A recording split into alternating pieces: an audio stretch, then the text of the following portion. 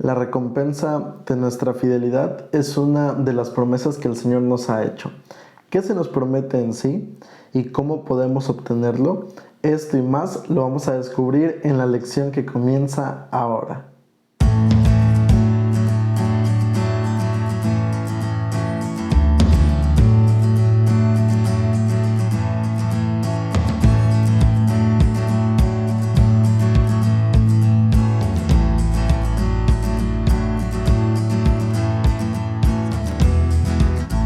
Hola amigos, ¿qué tal? Me da mucho gusto saludarles y darles la bienvenida una semana más a esta serie titulada Presente 7. Gracias a Dios estamos ya finalizando el primer trimestre de este año 2023. Pues se nos ha acabado la lección. Ya la próxima semana estaremos dando inicio a una nueva lección, a un nuevo repaso, y pues quiero agradecerte de manera especial, quiero aprovechar este momento para agradecerte por habernos acompañado durante todo este trimestre, durante estos 3 meses. Ojalá que lo que hayamos compartido contigo a través del repaso de la lección pueda haber sido de mucha bendición, que haya sido de mucha bendición para cada uno de nosotros, para nuestra vida espiritual, para animarnos a seguir siendo fieles a nuestro Dios. Y ojalá que hayamos no solamente aprendido algo nuevo, sino sobre todo que lo podamos poner en práctica en nuestra vida, que es realmente lo principal, lo importante en nuestra vida. Así que gracias de verdad por habernos acompañado hasta este momento. Por cierto, si aún no te suscribes a este canal, quiero invitarte a que lo hagas, a que te suscribas a esta comunidad en YouTube, y de esa manera que podamos seguir creciendo en este ministerio dentro de las redes sociales. Déjame decirte que también tenemos un canal de podcast ahí en las plataformas de podcast de Spotify, Google Podcast y muchas otras. Entonces puedes también buscarnos allí y pues seguir creciendo en tu vida espiritual, seguir conociendo más acerca de la palabra de nuestro Dios. Así que si aún no te has dado una vuelta por esas plataformas, te invito también a que lo hagas y que de esa manera sigas creciendo también en tu experiencia y en tu comunión personal con Dios. Y bueno, pues vamos entonces, después de este breve anuncio, vamos a entrar de lleno a la lección número 12 para el 25 de marzo del año 2023. Y el título de la lección es Las recompensas de la fidelidad. Durante el trimestre estuvimos hablando pues justamente acerca de eso, de cómo ser buenos administradores para Dios, de cómo debemos ser fieles a Él. Y bueno, también otro de los temas importantes cuando se habla acerca de fidelidad es la recompensa, porque al final de cuentas el ser humano vive su vida de esa manera. Siempre tiene que haber una motivación detrás para el ser humano, es parte de la naturaleza humana. Y bueno, Dios, siendo consciente de eso, nos ha prometido entonces una recompensa final a cada uno de sus hijos. Y mira, el versículo para memorizar se encuentra en Mateo capítulo 25, versículo 21. Dice el texto bíblico: su Señor le dijo: bien siervo bueno y fiel, sobre poco has sido fiel, sobre mucho te pondré, entra en el gozo de tu Señor. Qué palabras tan más bonitas expresa Jesús aquí en estos versículos, y que nos recuerda también a nosotros, ¿verdad? Muchas veces cuando hemos predicado, cuando damos algún sermón acerca de la fidelidad, de la mayordomía, utilizamos muchas veces este texto: bien siervo fiel, sobre poco has sido fiel, sobre mucho te pondré. Y lo utilizamos mucho en el contexto pues justamente de eso, ¿no? De la recompensa que vamos a recibir por nuestra fidelidad a Dios, por saber administrar de manera adecuada las bendiciones que el Señor nos ha dado. Y mira, pues es justamente de esto de lo que vamos a hablar en la lección de esta semana. ¿Y qué te parece si vamos a la primera parte de nuestro estudio? La parte del día domingo, recompensa por la fidelidad. Y mira, yo quiero iniciar leyéndote lo que dice Apocalipsis capítulo 22, versículo 12. Dice el texto bíblico, Apocalipsis 22, 12. vengo pronto y mi galardón conmigo, para recompensar a cada uno según sea su obra. Jesús en Apocalipsis 22:12 dice allí la palabra de Dios que Él dará la recompensa final. La recompensa a cada uno según haya sido su vida, según haya sido sus decisiones, sus actos, su manera de hablar, su manera de conducir su vida. Dice que al final de cuentas, mira, Dios va a dar la recompensa a cada ser humano. Y eso es algo que nos debe mantener a nosotros siempre presente en nuestra mente. Y mira, me gustaría leerte lo que dice El conflicto de los siglos en la página 733. Ella dice lo siguiente, Elena de White: el lenguaje humano es inadecuado para describir la recompensa de los justos. Solo la conocerán quienes la contemplen. Ninguna mente finita puede comprender la gloria del paraíso de Dios. O sea, la recompensa que Dios tiene para cada uno de sus hijos supera cualquier pensamiento, cualquier cosa que hayamos imaginado en nuestra vida como seres humanos. Eso es algo realmente que es fascinante, que debe mantenernos a nosotros realmente pues con esa esperanza en nuestro corazón, sabiendo que realmente el Señor está dispuesto a bendecirnos en gran manera. Y eso, la verdad, amigo, es algo único, es especial, porque la palabra de Dios nos asegura en los últimos versículos de la Biblia, nos habla acerca de esa recompensa final, de la recompensa que Dios desea darnos, que Dios desea dar a cada uno de sus hijos. Y eso es algo que debemos siempre mantener bien presente en nuestra mente. Pero cuidado aquí, cuidado en no caer en el error de pensar entonces que en este caso vamos a portarnos bien para entonces alcanzar esa recompensa. No se trata de eso. Y mira, ¿qué diferencia existe entre la salvación por las obras y la esperanza de la recompensa final? ¿Qué diferencias hay entre una y la otra? Mira, en primer lugar, en este caso, la salvación por obras tiene que ver más que nada con el hecho de pensar que se trata de un mérito, de algo que nosotros por nuestras propias fuerzas, por nuestra propia voluntad, por nuestros propios deseos, podemos alcanzar. Y la salvación por obras, la Biblia no lo enseña. La Biblia nos dice que solamente vamos a ser salvos por la gracia de Dios, que las obras son el resultado de sentirnos salvados, pero que al final de cuentas no es eso lo que salva al ser humano. Y debemos tener mucho cuidado, porque no vamos a alcanzar la salvación por lo que yo haga, por lo que yo piense, por lo que yo me esfuerce, no, sino lo vamos a hacer únicamente por la gracia de Dios. Y ahora, ¿en qué se diferencia la salvación por obras con, en este caso, la recompensa que se nos ha prometido? Mira, la diferencia es que en este caso la recompensa es un resultado, pero un resultado de ¿qué? Un resultado de lo que Dios ha hecho por ti y de lo que Dios ha hecho en ti. Esa es básicamente la diferencia. Te vuelvo a repetir, la salvación por obras nos enseña que yo voy a poder ser salvo por lo que yo haga, por mi propio esfuerzo, por mis propios méritos. Y la recompensa final es lo que Dios ha hecho por mí y a través de mí.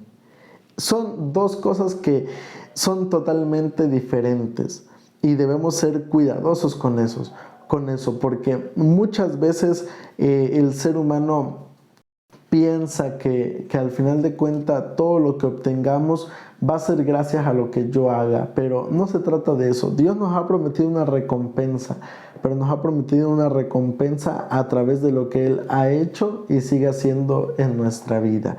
Ahora, pasemos a la parte del día lunes, la vida eterna. Mira, me gustaría leer contigo lo que nos dice Romanos capítulo 6, versículo 23, porque esta parte de la Biblia creo que nos presenta de manera muy clara, de manera muy concisa, lo que es esto, la vida eterna. Y mira lo que dice Romanos capítulo 6, verso 23. Dice allí la palabra de Dios: porque la paga del pecado es muerte, pero la dádiva de Dios es vida eterna en Cristo Jesús, Señor nuestro. Mira, yo te iniciaba diciendo en la parte del día domingo que en Apocalipsis 22:12 el Señor ha prometido una recompensa para todos. Y mira, cuando Jesús esté viniendo por segunda vez, no va a haber nadie que no se quede sin su recompensa. Para algunos será algo bueno, para otros será tal vez algo no tan bueno, algo negativo. ¿Y cuáles son esos dos lados opuestos?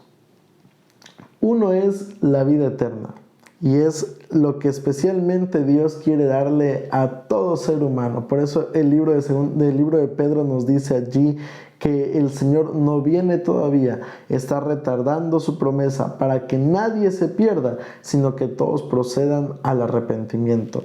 El plan de Dios es que todos los seres humanos se salven, y esa es la recompensa que Dios desea darle a cada uno de nosotros. Dios desea que cada uno de sus hijos pueda realmente recibir la vida eterna como la recompensa a esa fidelidad a nuestro Dios. Y eso es algo realmente maravilloso, porque vemos allí ese deseo de ese Dios amoroso, de ese Dios interesado por el ser humano. Pero ahora viene la otra parte, la parte tal vez triste, la parte que probablemente no nos agrade y que tal vez alguno de nosotros Dios no lo quiera, pero pueda llegar a recibir esa segunda recompensa, y para un grupo totalmente diferente, porque eso también hay que resaltarlo. ¿Y cuál es esa? La que menciona la primera parte del verso 23, porque la paga del pecado es muerte. Mira, perdón, el deseo de Dios para el ser humano es darnos la vida eterna, es salvar al ser humano. Pero está también del otro lado la muerte eterna. Y esa es otra de las cosas que tristemente al ser humano le puede llegar a tocar. Y no es que Dios desee que pasemos por esta situación. No es que Dios desea que el ser humano muera eternamente. Eso no está en el plan de Dios. Eso es solamente una recompensa que recibirá Satanás y sus ángeles, porque así lo decidieron ellos. Pero en el caso del ser humano, Dios no quiere condenar a ninguno de sus hijos, al contrario, quiere salvarnos a cada uno de nosotros. Por eso San Juan 3:16 dice que de tal manera amó Dios al mundo, que envió a su Hijo para que Él muriera por nosotros, para que todo aquel que en Él crea no se pierda, mas tenga vida eterna. Ese siempre ha sido el plan de Dios, salvar al ser humano. Y ahí están los dos polos, la vida eterna y la muerte eterna. La pregunta es, ¿qué queremos nosotros? El ser humano, cuando se le pone delante de sí la decisión entre la vida y la muerte, siempre va a decidir vivir más, seguir con la vida que tiene. Pero la cuestión es que en este caso, en la vida cristiana, la recompensa final, una de las recompensas que Dios nos dará será cualquiera de esas dos, la vida eterna o la muerte eterna. Y nosotros entonces tenemos que desde ahora, no esperar en ese momento, porque en ese momento simplemente se dirá cuál será nuestra recompensa final. La decisión entonces tenemos que tomarla ahora que tenemos la oportunidad, en este momento que la gracia, la misericordia de Dios sigue estando presentes en nuestra vida. Este es el momento para decidir por la vida eterna, por esa dádiva que Dios desea dar a cada uno de sus hijos. Entonces, esa es una de las recompensas que recibiremos cuando Cristo venga, la vida eterna, o bien también, tal vez, ojalá que no, pero la muerte eterna. Ahora, pasemos a la parte del día martes, la Nueva Jerusalén, otra de las recompensas que recibiremos cuando el Señor venga por segunda vez, la Nueva Jerusalén. Y mira, me gustaría leer contigo lo que dice Hebreos capítulo 11, versículo 10. Mira lo que dice Hebreos 11:10. Dice el texto bíblico: porque esperaba la ciudad que tiene fundamentos, cuyo arquitecto y constructor es Dios.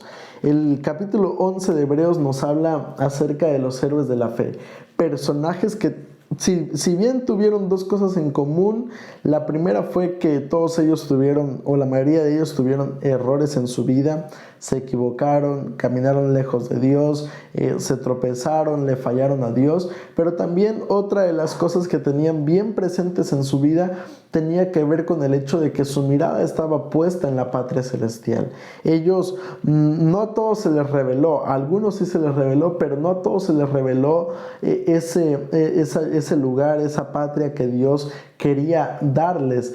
Pero al final de cuentas, sí, todos tenían puesta su mirada en esa dirección, en ese mismo lugar, en la Nueva Jerusalén, en esa ciudad que Dios preparó para el ser humano, para cada uno de sus hijos. Y eso es realmente maravilloso. Y mira, lo leíamos hace unos momentos en lo que mencionaba Elena de White en el libro El conflicto de los siglos. Dice que la mente del ser humano no alcanza a imaginar, a comprender qué tan maravilloso es ese lugar. Creo que no lo podríamos comparar a ninguna de las ciudades que hay en nuestro mundo, a ningún lugar, porque todo lo que hay en nuestro mundo ya lleva la mancha del pecado.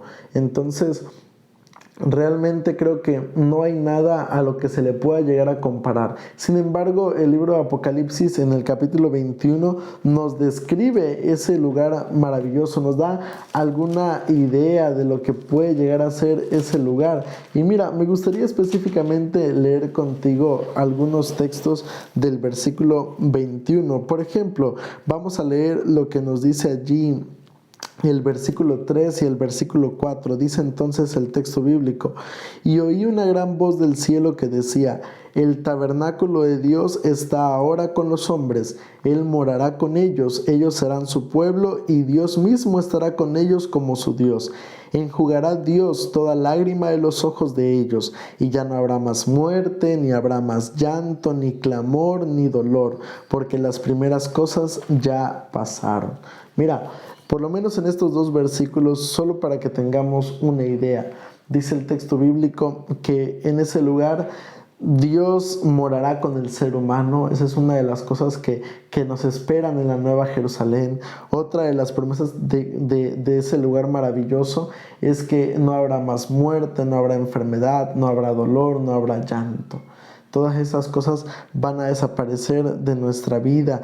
Por ejemplo, en lo que nos dice el versículo 23, otro ejemplo de la descripción que nos hace Juan de la ciudad de la Nueva Jerusalén, dice allí: la ciudad no tiene necesidad de sol ni de luna que brille en ella, porque la gloria de Dios la ilumina y el Cordero es su lumbrera.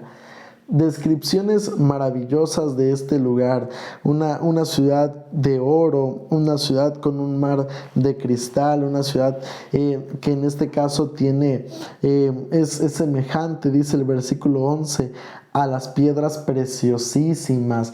O sea, realmente, mira, yo no sé si tú alguna vez has visto alguna imagen de esos cuadros que pintan, de esas ilustraciones que hacen acerca de la Nueva Jerusalén. No sé si tú alguna vez has tenido la oportunidad de verlos.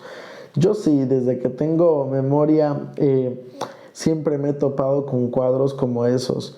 Y siempre me imagino ese lugar maravilloso, pero creo que esos cuadros, esas imágenes, esas ilustraciones se quedan muy cortas realmente en comparación a lo maravilloso que va a ser ese lugar, en comparación a ese lugar tan especial que Dios ha preparado para nosotros.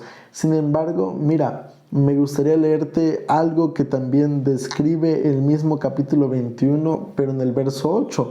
Y mira lo que dice allí: pero los cobardes e incrédulos, los abominables y homicidas, los fornicarios, los hechiceros, los idólatras y todos los mentirosos tendrán su parte en el lago que arde con fuego y azufre, que es la muerte segunda. Lo que te decía hace unos momentos cuando hablábamos acerca de los dos lados opuestos, la vida eterna o la muerte eterna. No podemos estar en un punto medio. Si te das cuenta, tanto la vida como la muerte serán eternas. Los resultados serán eternos. Y mira, en la vida cristiana no hay un punto medio. Aquí la palabra de Dios nos da una descripción de aquellas personas que tristemente no podrán entrar al reino de los cielos.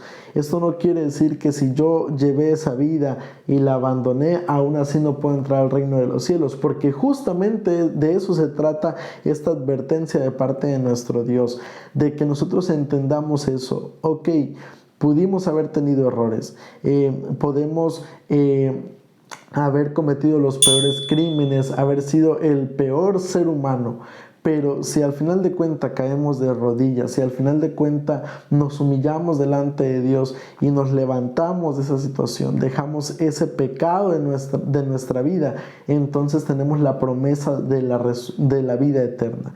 Tenemos la promesa de poder también entrar a esa ciudad que Dios tiene preparado para cada uno de nosotros.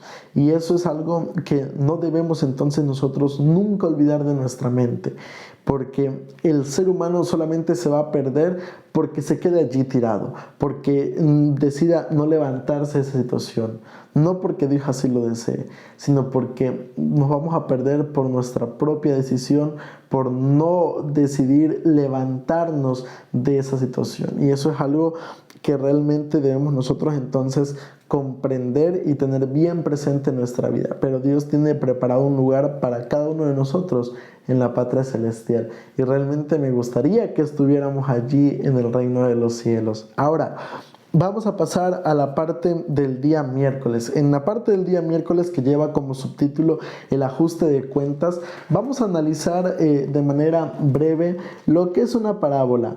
La parábola de los talentos, de los siervos. Mira lo que dice allí en Mateo capítulo 25, versículos 14 al 19. Es una parábola bastante interesante. Mateo capítulo 25 versículos 14 al 19. Bueno, en realidad se va a analizar hasta el verso 23, pero vamos a detenernos allí en los primeros versículos. Dice el texto bíblico: el reino de los cielos es como un hombre que, yéndose lejos, llamó a sus siervos y les entregó sus bienes. A cada uno dio 5 talentos, a otro 2 y a otro 1, a cada uno conforme a su capacidad, y luego se fue lejos. El que recibió 5 talentos fue y negoció con ellos, y ganó otros 5 talentos. Asimismo, el que recibió 2 ganó también otros 2.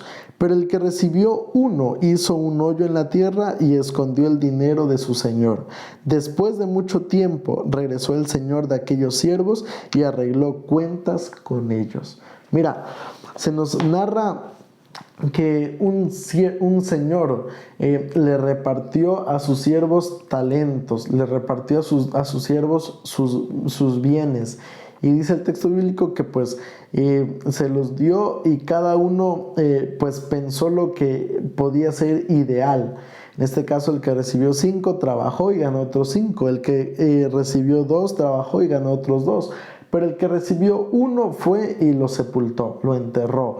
Y mira, es una parábola que ilustra al final de cuentas un principio. Si analizamos el capítulo 24, que de hecho el verso 25 es continuación del capítulo 24, en este caso, si analizamos el capítulo 25, nos vamos a dar cuenta que estas parábolas que narra Jesús se dan en el contexto de la segunda venida de Cristo.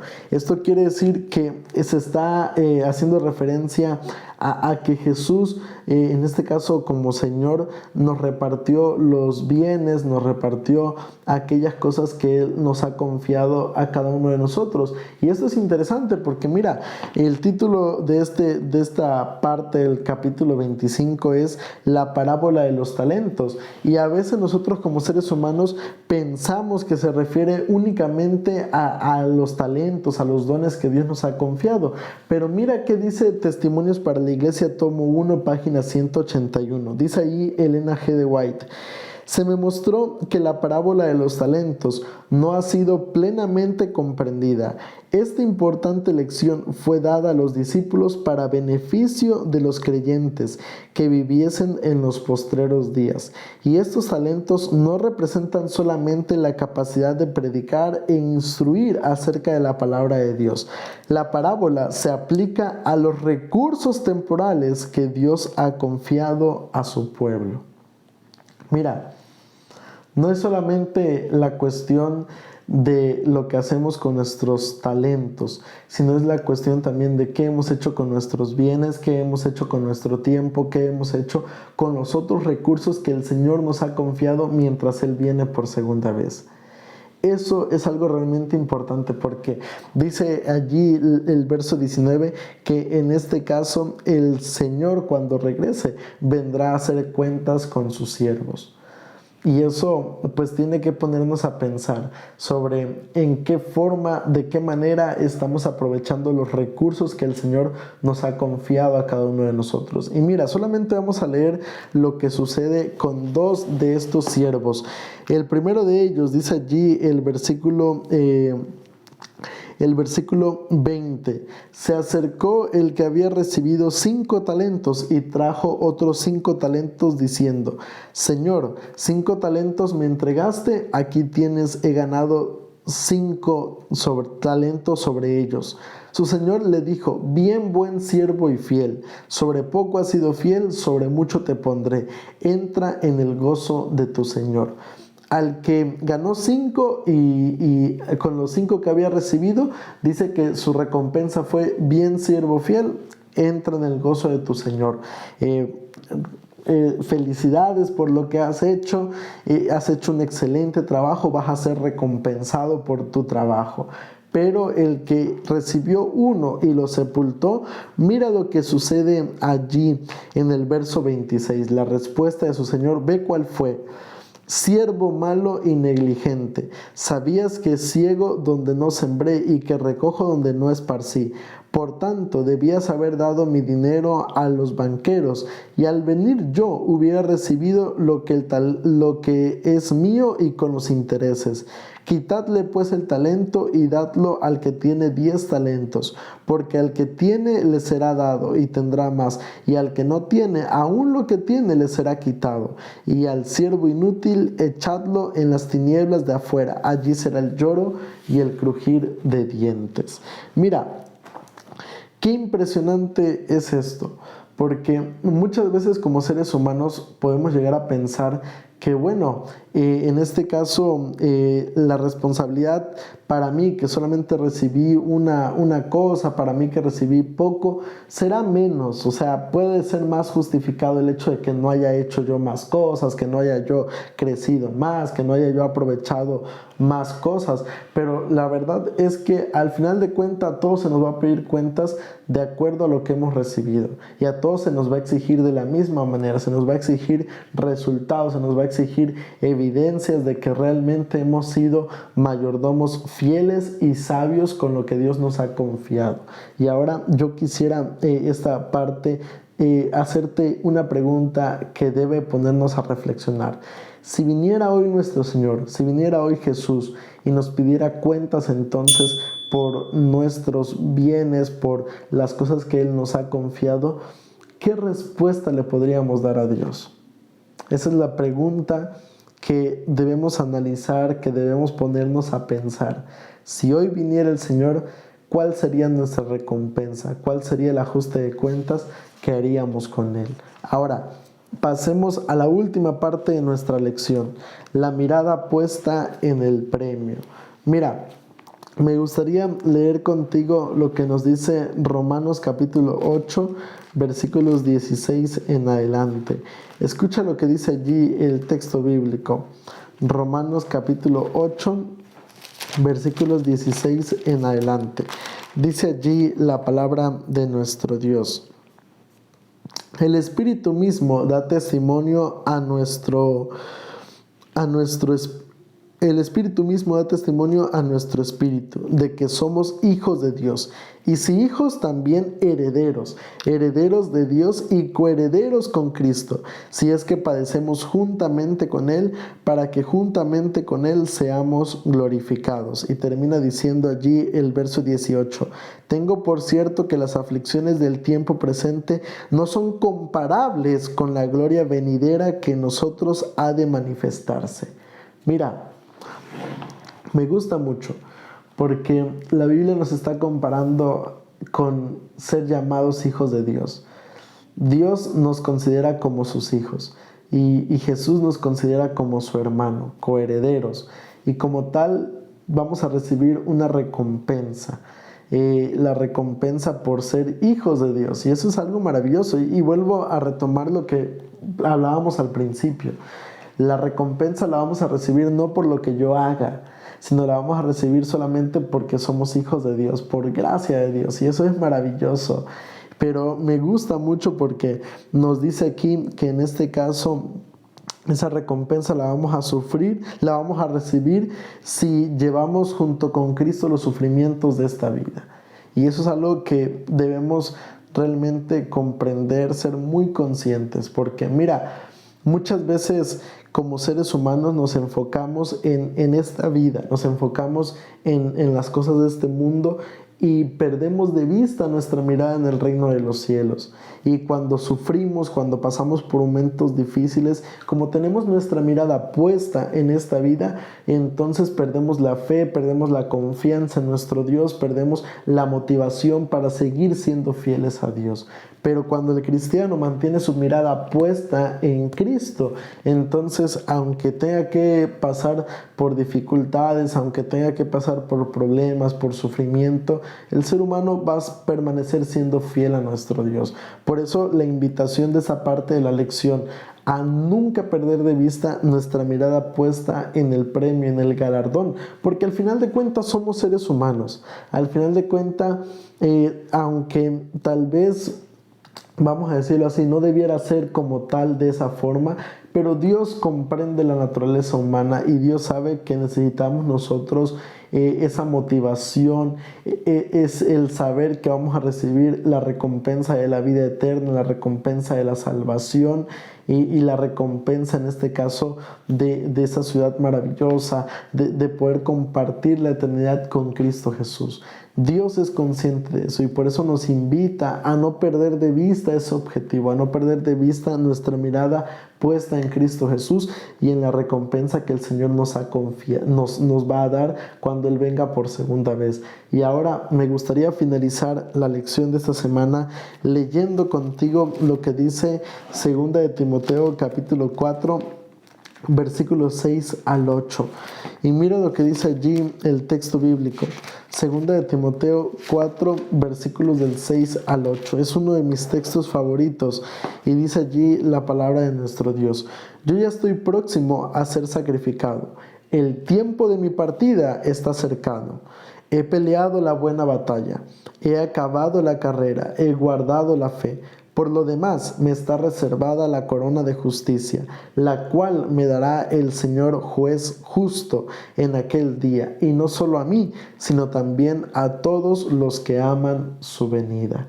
Mira qué texto tan más maravilloso. Fueron básicamente de las últimas palabras del apóstol Pablo, palabras de despedida para el joven Timoteo, donde le dice: Timoteo, bueno, mi momento ha llegado, es momento de que yo sea llamado al descanso, pero yo sé que tengo ganada la corona de la vida, yo sé que he sido fiel a Dios y que recibiré entonces esa recompensa cuando el Señor venga por segunda vez. Yo quisiera preguntarte, al igual que Pablo, ¿será que tú y yo podemos decir lo mismo? ¿Será que estamos seguros de que estamos peleando la buena batalla de la fe, de que estamos siendo fieles a nuestro Dios, de que estamos siendo verdaderos mayordomos de Cristo Jesús? Esa es la pregunta que tenemos que analizar, que tenemos que ponernos a reflexionar. Y si la respuesta es sí, adelante, sigamos por ese camino. Pero también si la respuesta es no, entonces reflexionemos corrijamos nuestro andar y tomémonos y aferrémonos a la mano de nuestro Dios, para que de esa manera realmente podamos tener la seguridad de que hemos recibido o que recibiremos la recompensa cuando Cristo venga por segunda vez.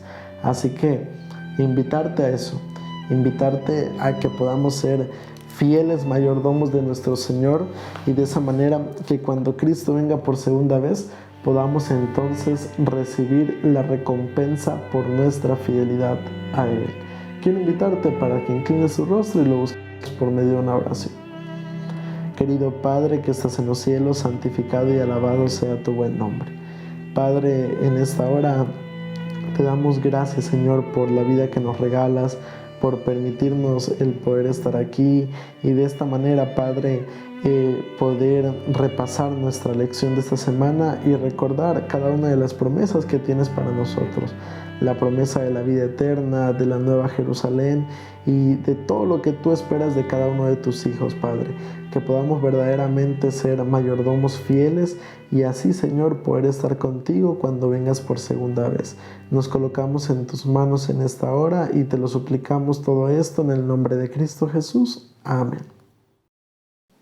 La próxima semana vamos a estar iniciando una nueva lección y yo quiero invitarte para que te suscribas a este canal, actives allí la campanita de notificaciones allí en YouTube y de esa manera cada vez que subamos un video te lleguen las notificaciones y puedas tú seguir compartiendo este espacio con nosotros. Que el Señor te bendiga.